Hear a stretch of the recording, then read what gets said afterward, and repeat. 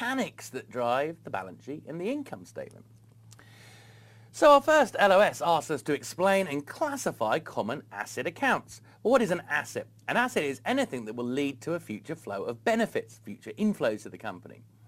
Now our first definition there is cash. Well, that's obviously cash that's held in your bank account, and cash equivalents. Cash equivalents tend to be short-term debt instruments with maturities of less than 90 days, so less than 3 months.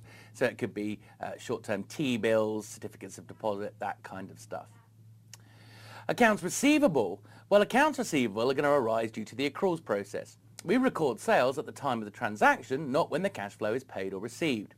What that means, therefore, is there will be sales in the income statement at the year end where we've yet to collect income statement, but only for certain investments. And I don't want you to worry too heavily about that right now. We'll define those a little bit later. Okay, so those are our sources of revenues. Let's have a look at our expenses. Revenues, of course, increase your net income. Expenses are going to reduce your net income. Your costs of goods sold. These are any costs incurred in producing the goods and services that you sell. So if you're a manufacturing company, it's going to be labor, it's going to be production overheads, it's going to be materials, etc., etc. So the cost of goods sold, any cost in manufacturing and completing essentially the goods for sale. Now once your good is finished, any additional costs do not go through cost of goods sold. So let's have a look at sales, general and admin. SG&A. Sales, general and admin essentially includes any costs involved in selling a product, any general and administration costs. So these are any costs that the company incurs in its day-to-day operations, but which don't directly relate to the production of goods. So it could be the rent and rates on your head office, for example, that kind of thing. Directors' salaries could be treated in sales, general and admin. The auditors' fees, legal fees, all would go through sales, general and admin. Now you should be aware that under both US and GAAP and international accounting standards, you do not need to split cost of goods sold and sales, general admin out on the face of your income statement. Okay, but if you don't split them on the face of the income statement, you will have to show the split in your footnotes. Now as well, we might see depreciation and amortization. Now, we're going to talk about depreciation and amortization a little later on, so I don't want to get into a huge amount of detail, but it's to do with our plant, property and equipment and our intangibles. The idea that we're releasing costs over time, and the cost that we release from the balance sheet for PP&E is depreciation. The cost we release from the balance sheet for intangibles is known as amortization. Now, you might find depreciation and amortization go through either cost of goods sold or sales, general and admin. If it's depreciation of plant, property and equipment that you use in the production process, it would go through cost of goods sold. If it's depreciation on things like directors' cars that aren't used in the production process, you'd expect it to go through sales, general and admin. Interest, what does interest represent? Interest represents essentially the cost of financing our debt. So it's going to be made up of coupons that we pay to debt holders, interest payments to debt holders, but we're also going to see it's a little bit more complicated than that later on. We've then got our tax expense, and again our tax expense is going to be more complicated than just what we owe the tax authorities based on this year's taxable income. We're going to see tax expense is made up of 3 elements. It's made up of taxable income, tax charged on taxable income, tax payable as we call it, but it's also made up of changes in deferred tax assets and deferred tax liabilities. Again, don't worry about that now. We are going to come and talk about that a little later.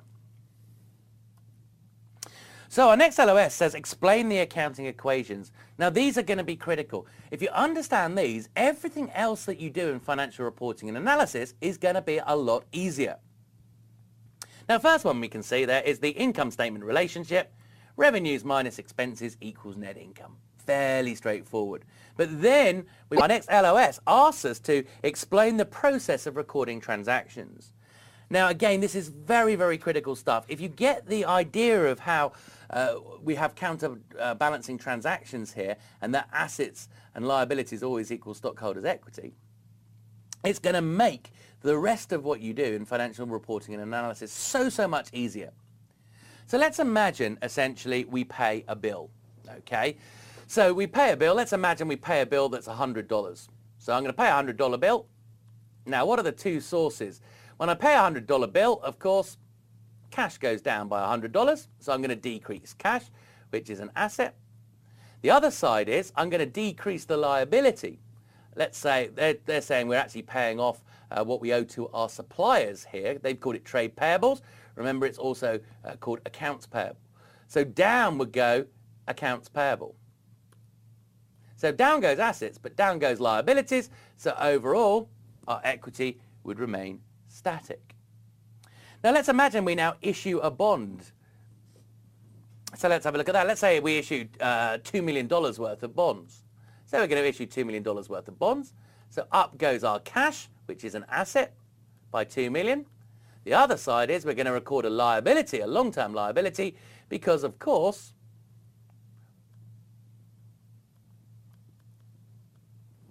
we owe these amounts eventually back to our debt holders. So up goes cash and up goes liabilities. Stockholders' equity would be unaffected by this transaction. It all still balances. Assets go up by $2 million, liabilities go up by $2 million, so net assets and hence stockholders' equity remain unchanged. Let's have a look. We're going to make a credit sale here. Let's say let's make up an example again. Let's say we sell $150 worth of inventory and we sell it for the sales price is, let's say, $200. Now, what's going to happen? We've got two sides to this. We've got the sale and also we've got the removal of inventory. So what we're going to do, essentially, and I think it's going to be easiest just to blank a little bit of text out here so we can fit this in. Let me just do that. Let's blank this out. Oh, I don't want it to be red. That's going to be confusing. Come on, change to white. Okay, there we go. So I'm just going to blank it out very briefly. Now, let's deal with the sale of 200. What we're going to do here with the sale price of 200 is we're going to increase our accounts receivable, trade receivables, because our customer owes us now $200. So we're making an assumption that it's a credit sale here. And of course, the other side is in the income statement, we're going to increase sales by $200. Now also we've got the inventory. If we've sold the inventory, it's no longer in our balance sheet, so we need to reduce it. So we're going to need to reduce inventory. Now of course inventory is also an asset and we're going to reduce that by 150. The other side of that transaction appears in the income statement in our cost of goods sold, which is an expense, 150. So notice we've now got net income of 50 and we've got overall an increase in assets of net. Let's imagine as well, let's skip C, declaring a dividend. We've seen this already. Increase a liability, dividends payable. And the other side of declaring a dividend would typically be reducing retained earnings. Selling a 5-year-old machine. Possibly it could change equity, because remember the change in equity, what the accountants do at the time of disposal is they look at the proceeds they receive from the disposal of some plant, property and equipment.